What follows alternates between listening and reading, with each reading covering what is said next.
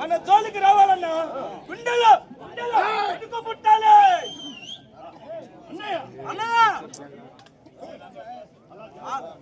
అలా జనం గుండెలో వణుకు పుట్టాలంటే ఇన్ని ఇక్కడ కాదనే చంపేది పట్టమగలు 10 మంది చూస్తుండగా గాంధీ మార్కెట్ సెంటర్ లో చంపాలన్నయ్య. నిజమే తమ్ముడు.